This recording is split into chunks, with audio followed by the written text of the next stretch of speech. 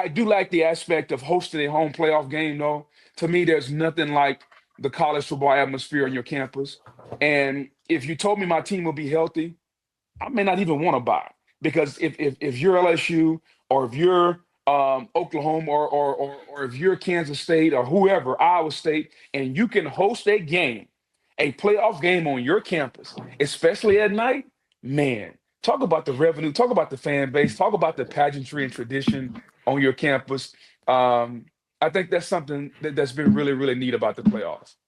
Well, and you know how I feel about LSU's atmosphere. Like, I can't even imagine what a playoff game at LSU would look like. Yeah, I can't either. But you know what? I don't want to imagine it. I want to see it. That's what I text BK all the time. Like it's time, you know. Hey, I'm tired of they're imagining. active in the portal right now. Like they're going after it now. Yeah, I mean, everybody's going after it. Like, there's 17,000 kids in the portal. Like, if you can't put together a roster, that means either A, you don't know how, or B, you don't have any money. I don't think LSU's in either one of those positions. So let's see how this roster shapes. Because a trip to the fake Death Valley is coming. I think it's Labor Day weekend. LSU at Clemson, and yes, I said the fake Death Valley because the following year they come to the real Death Valley. So we'll see, because LSU's got. I think they're going to wind up having 15 or 18 guys out of the portal. Dabo finally may take one or two. So it's going to be in a transfer NIL portal era. It's going to be a team that's dibbled and dabbled in the portal like LSU against a team in Dabo who may have one or two on his team. Two of the kind of blue bloods of college football. I know we're 6 months away or 7 or however many months away, but I can't wait for that one. Booger, when you text Brian Kelly, it's time to go get a championship, or it's time, our time's now. What does he respond? He knows. Like, BK understands where he's at. Every coach that comes to LSU, I tell them all the same thing. I'm loyal to the 3 letters, not to you. So you're always going to get honesty from me because I am loyal to my program, and I'm loyal because I want to see those kids win, and I want to see LSU be successful. So when I text any of them, man, going all the way back to Les Miles and even now to BK, I text them from a football analyst standpoint what I see, and it's the pure honest truth. And sometimes it's, hey man, great job. I love how you did XYZ. Or sometimes it's, you know what, this was poor. What you did, how we played, what we're doing is not good enough. And so I think as a coach, you can respect it, or at least I hope he does. BK and I got a good relationship. I think he's openly said he came to LSU for an opportunity to win a championship. So, like, what I'm saying and what I text him, there's no secret. Like, what's already known doesn't need to be said. Well, and the other thing is, it's the last 3 guys won a national championship. Yeah. You've got, and by the way, Notre Dame's in the national championship game. So he came from a place where you could do it too. So the pressure might be on a little bit now. He did say that he was rooting for Notre Dame today. I don't know if you saw that. Well, yeah. I mean, what else is he going to say? I'm not rooting for him. Like, there's only one thing he can say. I will say he could be a full heel. He could. I will say this in defending BK, because everybody's been playing that clip about him leaving Notre Dame and why he left. He left Notre Dame, and I think when he made the statement, it was a true statement because it was pre-NIL, pre-transfer portal. Now, since the transfer portal and NIL has taken place, you can win anywhere. But to defend him a little bit, his comment was made before the portal and transfers and this whole NIL stuff was allowed. So I think that's changed. And I don't know if you guys agree or disagree. I think that's changed the landscape of college football where more teams can compete at the highest level, whereas before Alabama could stack 4 or 5 stars and they would wait 2 years to play. Yep. It's an important distinction because when he left for LSU to win a title, Notre Dame probably had a more limited ceiling than they do right now. Right. So the fact that they're in the title game with players that he helped recruit there is a bad look. But if you really understand the sport, you probably can understand too how Notre Dame was able to fix it so quickly. And maybe he wouldn't have left had this system existed back then too. I don't know. You've had Wendy's Nugs dipped in sauce, but have you had them covered in sauce? Wendy's new Saucy Nuggs. Take the crispy and spicy nugs you love and turn them up to 11. Choose between flavors like buffalo, honey, barbecue, garlic, parm, or of course the hot variations of all three of those. Or if you're a real heat seeker, try the spicy ghost pepper. I dare you. Only on Wendy's signature spicy nugs.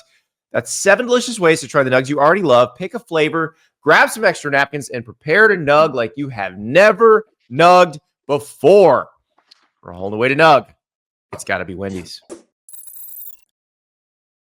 Yeah, who knows? I still think that LSU is a more likely team from a resource, geography, tradition standpoint to win a national championship. But hey, I might look like an idiot in 48 hours. Who knows, or whatever on Monday.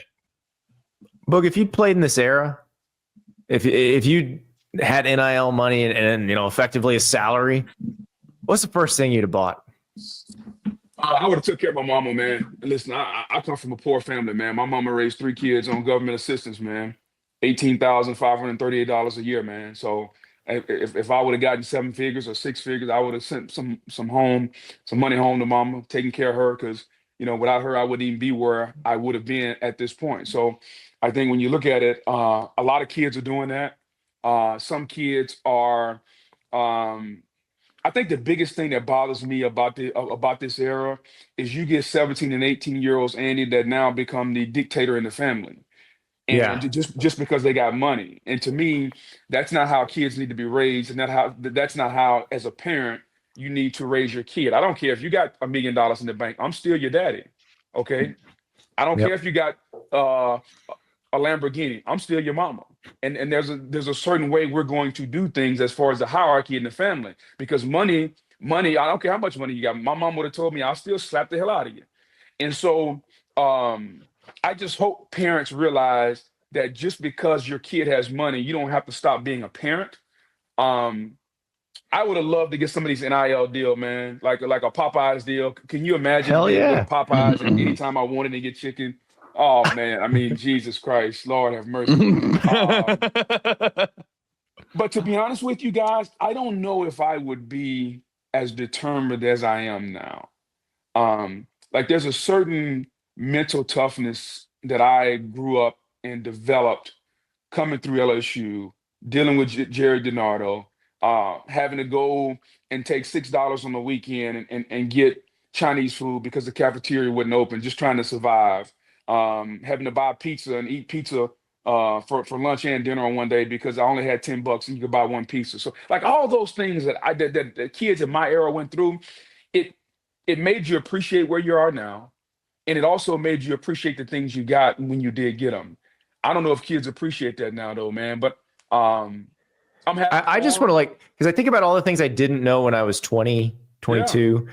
Like I just want to walk up to some of these guys that are getting, 6 figures and just be like, don't do it. I don't care if you blow it on booze, if you blow it on a car, but put a down payment on a house. Yeah. Or if you got enough, just buy a house straight out, like buy a $300,000 house if you can buy it and just have it, because that'll set you up. Like just that would set you up. But kids aren't thinking about that, but parents are. That's why parents got to tell these kids, hey, if you got $1 million or if you got whatever, number one, we got to pay Uncle Sam, because if you don't pay him, he's going to come looking for you.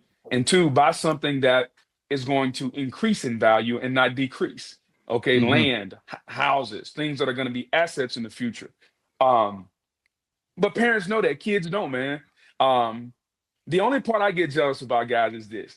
Man, I see these kids riding around. They got Rolls Royces, they got Lamborghinis, they got private jet deals. Man, my freshman year, I didn't have a car. My sophomore year, I didn't have a car. My junior year, the guy that gave me my first job gave me his Isuzu pickup. And you probably have never heard of. Oh, I have, yeah. Oh, yeah. I had friends who had Isuzu pickups in the 90s. I had a 2-door Isuzu pickup stick shift. $20 filled it up, and it would carry me all week. And when I got it, it had 180,000 miles on it. So, that's what I had. Could you imagine 19-year-old Bug with a Lamborghini?